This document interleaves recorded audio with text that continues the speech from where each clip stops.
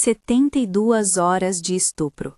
O que 8 coronéis fizeram com a escrava mais bela da senzala em 1878. Aviso: esta narrativa trata de violência sexual e trauma. Não serão descritos detalhes das agressões. O que você ouvirá a seguir é uma dramatização, inspirada em relatos orais e memórias transmitidas no Quilombo, reconstruções que preservam sentimentos e consequências, não documentos oficiais. Imagine o Vale do Paraíba no auge do ciclo do café. Plantações que se estendem como o mar, estradas de terra com poeira vermelha, senzalas enfileiradas atrás da Casa Grande. E ao centro desse mundo, o poder concentrado nas mãos de alguns coronéis. Homens que comandavam vidas com ordens secas e olhares medidos, que transformavam rostos e corpos em mercadoria, que praticavam a impunidade como rotina. É nesse cenário que começa a história de Luía, uma jovem de 19 anos cuja vida, naquela noite de 1878, foi atravessada por uma violência que instalaria nela uma sombra e, ao mesmo tempo, uma determinação. Luía nasceu às margens de um rio menor, filha de uma mulher negra que nunca mencionou o pai. Cresceu com a avó Benedita, mulher de saberes antigos, que falava em português arrastado e em palavras de origem africana, que curava febres com folhas e silenciava noites de medo com canções. Diziam que Luía era bela, não apenas na feição, mas na maneira de carregar a cabeça, no contorno do sorriso que ela escondia. Não era uma beleza ostentada, era uma presença que chamava olhares e depois recolhia a própria voz, como se guardasse para si um segredo que só ela entendia. Na Casa Grande, Luía era encarregada de tarefas pesadas, lavar panelas, polir móveis, levar refeições. O trabalho exigia resistência, e a jovem aprendeu cedo a mover-se sem reclamar, a tornar-se quase invisível para não atrair castigos. Ainda assim, era conhecida entre as mulheres da senzala por cuidar dos outros, por dividir pão e rezas, por ouvir histórias da África que vovó Benedita repetia à luz fraca de vela. A vida dela estava colonizada por ordens, das chefias, dos capatazes, mas havia pequenos refúgios, o toque das letras que ainda não sabia ler, a sombra fresca do mangue onde plantava a esperança, a canção que aprendia à tarde e cantava baixinho.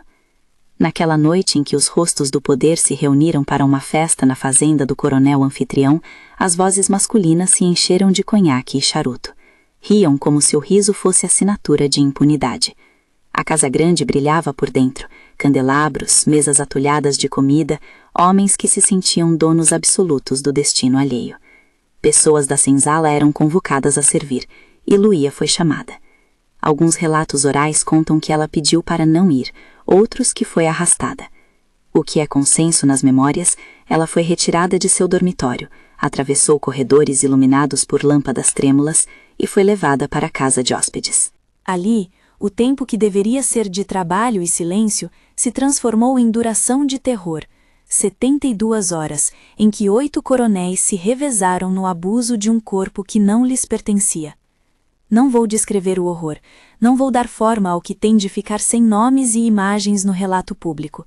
O que importa é o que aconteceu depois, a violência que não pode ser encaixada em palavras cruéis, mas que deixou marcas visíveis e invisíveis, a voz que se quebrou, os olhos que ficaram vazios, o corpo que carregou uma gravidez impossível. 72 horas. 72 horas que se repetem como um martelo na memória. 72 horas, 72 horas, 72 horas. Quando Luía voltou para a senzala, ela não era a mesma. Os olhares a cercavam com uma mistura de pena e medo. Algumas mulheres sussurraram, alguns homens evitaram. Vovó Benedita a recebeu com mãos que tremiam e olhos que sabiam ler dores. Não havia justiça a esperar do lado de fora.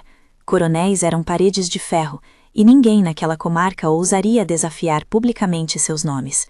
O capataz olhava para o chão. As leis, quando favoreciam o poder, eram como lenha ao fogo da violência. A consequência imediata foi brutal. Dores, sangramentos, noites de febre. 2 meses depois, quando descobriu que estava grávida, a angústia ganhou um novo fôlego.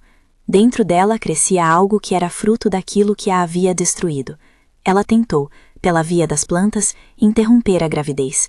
Um chá amargo oferecido por mãos que conheciam saberes, mas que não prometiam milagres. Aquela tentativa quase lhe custou a vida. Tempos e corpos eram frágeis diante do que a sociedade permitia. Vovó Benedita cuidou dela entre ervas e rezas. Muitas vezes as rezas eram a única medicina que se podia oferecer. É aí que nascia, entre a dor e a sobrevivência, uma promessa. Eles não vão me apagar. Não era uma palavra dita para inflamar ódio. Era uma promessa de resistência, um suspiro que se tornaria plano. Luía não buscava apenas vingança sangrenta. Buscava a reconstrução, de si, das mulheres ao seu redor, de uma memória que não deveria ser enterrada. Começou então a escutar outras vozes, a juntar confidências. 12 mulheres que, como ela, carregavam histórias de terror, humilhação e abuso. Algumas haviam sido marcadas por ataques semelhantes, outras por castigos que lembravam tortura. A solidariedade foi se transformando em estratégia. Era preciso fugir, e a fuga exigia coragem, utensílios, mapas fechados na lembrança das trilhas. Prepararam-se com a calma que só a urgência pode ensinar. Arrancaram pregos de um galpão para fazer punhos, subtraíram mantimentos às pressas, pegaram facas escondidas sob trapos, roubaram um pequeno barco de pesca e enrolaram roupas numa trouxa. A caminhada seria longa, cerca de 80 quilômetros por matas e rios até o quilombo de Lebon, um lugar mencionado nas canções onde as pessoas resistiam em comunidades de liberdade, um refúgio cuja existência era relatada em voz baixa e sussurrada quando se contava a história aos mais jovens. Escolheram a noite para partir, porque a noite protege os passos dos oprimidos. A fuga não foi sem perdas. Joana, companheira de trabalho, morreu na travessia de um rio. Conta a tradição oral que, numa curva do caminho, a corrente arrastou a sua fraqueza, e ela não voltou. O grupo carregou o corpo em silêncio, enterrou Joana sobre uma árvore que hoje, no quilombo, tem corações pintados em sua casca. A dor da perda não diminuiu a determinação, pelo contrário, tornou o destino mais urgente. Cada passo era uma quebra com o mundo que os prendia, cada árvore atravessada deixava para trás memórias de açoite e humilhação. Quando chegaram ao quilombo de Leblon, o ar parecia diferente. Era um lugar onde as vozes das mulheres envelheciam e amadureciam, onde as crianças corriam sem medo de ordem implacável, onde havia um respeito ancestral pelas histórias que costuravam a comunidade. Tomás era o líder reconhecido, homem de olhar firme e de decisões difíceis, mas que antes de tudo escutava. Foi ele quem recebeu o grupo, ofereceu espaço, partilhou a comida racionada e abriu com cautela as portas da comunidade para aquelas fugidas. O quilombo não era um paraíso, era um território de luta, de trabalho duro, de conflitos internos. Contudo, ali, a dignidade era princípio. Luía, que chegou calada, aos poucos começou a aprender além da simples sobrevivência. Joaquim, um homem mais jovem que chegara anos antes ao quilombo como leitor e professor improvisado, dedicou-se a ensinar a ela as primeiras letras. Para quem tinha lutado a vida inteira sem muita chance de aprender, a leitura foi janela. Ela descobriu que as palavras podiam transformar a raiva em estratégia. Ao decifrar letras, aprendeu a ler bilhetes, a entender ofícios, a interpretar circulares que mencionavam nomes de coronéis. A alfabetização não era luxo, era uma arma de liberdade, que permitia planejar e denunciar, ao menos dentro da comunidade, as pessoas que faziam mal. A transformação de Luía não foi só interior. Sua capacidade de ouvir, de entender e de organizar chamou a atenção de Tomás e de outros líderes. Logo, ela se tornou uma voz que articulava ações de resistência. Começaram com sabotagens discretas, que os relatos orais narram com prazer contido. Gado solto nos currais, insumos queimados no pequeno estoque, ferramentas desaparecidas na calada da noite. Havia também interrupções no fornecimento de trabalhadores às fazendas, homens e mulheres que, em segredo, ajudavam a esconder sementes, ferramentas e mapas. Ninguém colocava a mão no fogo afirmando que Luía ordenara mortes. A memória do quilombo fala de uma resistência que fez a vida dos coronéis ficar mais cara, desgastante, imprevisível. A tradição oral registra episódios narrados em volta de fogueiras, fogo em celeiros que horas depois se transformava em fumaça, rodas de carros que se soltavam e causavam queda de cargas, acidentes que tiravam a vida de animais e, às vezes, de pessoas. Estas histórias são contadas com uma cautela que reconhece o risco da atribuição. O Quilombo sempre afirmou que muitos desses acontecimentos foram fruto de sabotagem coordenada, outros apenas coincidências que a memória converteu em justiça simbólica. Em cada relato, no entanto, há uma regra de linguagem, segundo as memórias, ou dizem que. Essa qualificação é importante para não transformar lenda em prova e para preservar a honestidade histórica. O que essas ações fizeram foi minar a sensação de impunidade absoluta que reinava. Os 8 coronéis, que outrora se sentiam intocáveis, passaram a contar perdas nas contas e sustos nas noites. Seus costumes se tornaram menos tranquilos, e isso foi uma forma de justiça para quem já não tinha nenhum outro recurso. O Quilombo também oferecia espaço para acolhimento dos feridos do lado de fora, homens que desertaram das casas, mulheres que fugiam após agressões. A comunidade, com suas tradições de cura, tratava as feridas e as memórias. Enquanto a resistência silenciosa prosseguia, Luía se tornou uma narradora. Reunida com outras mulheres ao redor do tambor e das chamas, ela contava às mais jovens o que havia acontecido, não para reviver o terror, mas para que as vozes se mantivessem vivas, para que ninguém esquecesse os rostos dos que se acreditavam donos. A memória ali funcionava como justiça simbólica e escola de prevenção. As histórias que saíam da boca de Luía ensinavam a identificar sinais, a reconhecer marcadores de perigo e, sobretudo, a não aceitar que o corpo fosse negociado. Lentamente os anos passaram. A luta política do país também mudava, trêmula e lenta. Documentos, debates e pressões internacionais levaram em 1888 à promulgação da Lei Áurea. A liberdade legal chegava tarde para muitos. Para Luía, simbolizava a entrada numa nova etapa. Ela viu a liberdade formal como um espelho que revelava outras desigualdades. A liberdade no papel não era a mesma coisa que a liberdade nas ruas, nas plantações, nas casas onde poderosos ainda moviam contratos e redes. Muitos que se consideravam livres continuavam sob as rédeas de relações de trabalho opressivas e de discriminação. Luía viveu para ver a lei, e houve festa no Quilombo. Houve choro e canto e lágrimas que misturavam alegria com recordação das perdas. Mas a liberdade legal não curou o corpo marcado, nem apagou a gravidez que ela levou, nem devolveu Joana. Ainda assim, ela pronunciou palavras que os mais velhos gravaram. Eles tiveram 72 horas. Eu tive o resto da vida. A frase, simples e cortante, atravessou gerações, por isso aparece neste relato. Não é frase de ódio, é sentença de quem reconhece que uma vida inteira também é duração, desdobramento e resistência.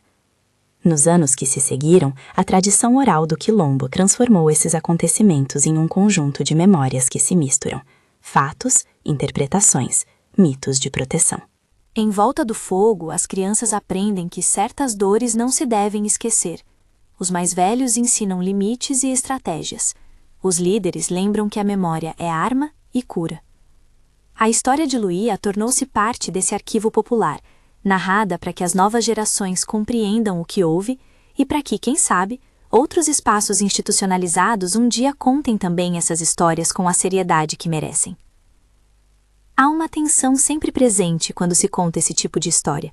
Os livros oficiais costumam omitir rostos e nomes que queimam. Arquivos públicos raramente trazem o cheiro da senzala, as canções de resgate cultural, os ritos de desempenho comunitário. É por isso que o trabalho da memória oral é imprescindível. Por meio de canções, de cultos, de histórias contadas no terreiro, o que a história formal silencia, continua vivo. E é também por isso que quando aqui afirmamos que os 8 coronéis praticaram a violência durante 72 horas em 1878, acrescentamos, segundo relatos orais do Quilombo e de famílias que herdaram essa lembrança. Não se pretende com isso transformar tradição em prova documental. Pretende-se sim restituir dignidade a quem foi calado. A justiça formal nem sempre veio. Processos raríssimos chegaram aos tribunais, e quando chegaram, perdiam-se em tecnicidades jurídicas e omissões. Muitos dos nomes que circulavam nas memórias foram mantidos sob graus de especulação. Alguns desses coronéis permaneceram impunes até a morte, outros viraram estatísticas econômicas. A impunidade foi combustível para a memória de reparação no Quilombo. Incendiar celeiros, soltar gado, sabotar empreitadas. Essas ações foram, ao longo do tempo, interpretadas de formas diversas, por uns como atos de vingança, por outros como medidas desesperadas de sobrevivência, por muitos como formas de resistência política que buscavam restaurar o equilíbrio de um mundo injusto. Não romantizo essas ações. A resistência teve preço. Perder pessoas como Joana, ver companheiros presos ou mortos, carregar o estigma social, conviver com a culpa. Tudo isso faz parte do legado. No entanto, reconhecer o custo não significa negar a necessidade da ação. O Quilombo, nas suas narrativas, sempre destacou que a luta era coletiva e que a memória coletiva é o que mantém o fio de justiça aceso quando os tribunais falham. Luía, nas décadas seguintes, consolidou um lugar de liderança, ensinava, mediava conflitos e organizava encontros com outras comunidades. Aprendeu a ler melhor, registrou nomes em cadernos velhos que guardava sob o chão e incentivou a higiene, a plantação de arroz e a troca de sementes com outros quilombos. Seu nome passou a ser pronunciado com respeito e ternura. Ela nunca deixou de lembrar o que havia acontecido, mas não permitiu que isso a definisse como vítima única. Tornou-se uma mulher que, apesar da dor, oferecia caminho. A tradição oral do Quilombo também preservou pequenos gestos que mostram a humanidade cotidiana. Luía pendura um pano vermelho na janela quando uma criança nasce. Prepara um caldo amargo de folhas quando alguém volta doente. Senta à beira do rio e escuta. A vida, mesmo costurada por cicatrizes, segue tecendo possibilidades. A morte de Luía ocorreu pouco tempo depois da abolição formal, em anos que as cadeias de memória colocam como próximas, mas sem consenso sobre a exatidão. Há versões que dizem que ela tombou por doença, outras que afirmam que foi enfraquecida por anos de sofrimento. O que importa para as vozes que seguem contando essa história é a frase deixada por ela. Eles tiveram 72 horas, eu tive o resto da vida. Essa contraposição é duro lembrete de que mesmo quando o crime parece curto no tempo, suas consequências atravessam décadas. Hoje, quando caminhamos por antigas fazendas do Vale do Paraíba, muitas propriedades têm placas, jardins, monumentos que celebram os coronéis e o patrimônio do café. É raro encontrar ali menção aos que sofreram nas senzalas, às mulheres que resistiram, aos quilombos que surgiram como alternativa de vida. A memória oficial tem falhas expressivas. Por isso, o trabalho de escuta das comunidades, de registro de cantos, de fotografia dos remanescentes e de preservação das lápides simples sob árvores é essencial. Não se trata apenas de resgatar fatos, trata-se de reconstituir dignidade. Ao contar essa história, volto a repetir que há limites para o que posso narrar, não porque os detalhes não existam, mas porque transformar a dor em espetáculo seria outra forma de violência. O objetivo aqui é denunciar o sistema que permitiu 72 horas de atrocidade, é reconhecer a coragem de quem sobreviveu, é honrar a memória de Joana e de tantas outras. É também apontar a importância da memória coletiva como forma de justiça simbólica quando outras esferas falham. Se essa história mexeu com você, se deixou um nó na garganta e ao mesmo tempo uma chama de inquietação, inscreva-se no canal para que mais memórias como esta venham ser ouvidas. Não para alimentar uma curiosidade mórbida, mas para ampliar a escuta sobre episódios que muitos querem enterrar. A história de Luía nos traz perguntas urgentes. Como reparar quem foi violado pelo poder? Como garantir que relatos orais entrem nas narrativas públicas com o respeito que merecem? Como transformar memória em políticas que de fato protejam e reconstituam vidas? Não há respostas fáceis, mas há caminhos. Educação, registro comunitário, políticas de reparação e espaços de escuta. Tudo isso é parte do caminho. Ao terminar este relato, devemos lembrar que os nomes oficiais nos arquivos nem sempre contam o que aconteceu nas casas, nas senzalas, nos caminhos noturnos para a liberdade. As canções do Quilombo de Leblon guardam versos que atravessam gerações, e nesses versos há registros de dor e de cuidados. Há relatos que dizem que as chamas de alguns celeiros foram acesas por mãos que queriam justiça. Há também histórias de noites em que mulheres, comandadas por Uia, esconderam feridos na mata. Em cada caso, a comunidade qualifica. Segundo os anciãos, contam as mães, dizem as vozes da noite. É dessa forma que as memórias se preservam, com cautela e intensidade. A lição que fica é dupla.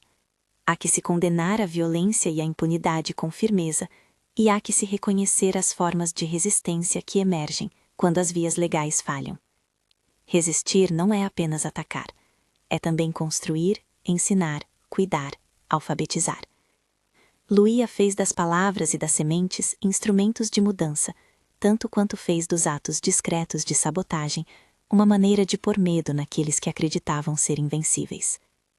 No silêncio que se instala quando a narrativa termina, ouçamos as vozes que insistem em não se calar. As histórias como a de Luía existem em muitos cantos do Brasil, e cada vez que as contamos, estamos deslocando fragmentos de invisibilidade para a luz. A história de uma mulher escravizada que foi violentada por 72 horas por 8 coronéis em 1878 não é apenas um relato de horror. É um testemunho de resistência, de reconstrução e de memória. Não podemos reduzir isso a manchete chocante. Devemos seguir trabalhando para transformar essa memória em reparação e em ensino. Eles tiveram 72 horas. Ela teve o resto da vida. Se você quiser apoiar a preservação dessas memórias, deixe um comentário com a palavra 72 horas e compartilhe esta vídeo para que mais pessoas ouçam. Curta este conteúdo e inscreva-se se ainda não o fez, não para transformar sofrimento em entretenimento, mas para ampliar a voz dos que foram silenciados por muito tempo.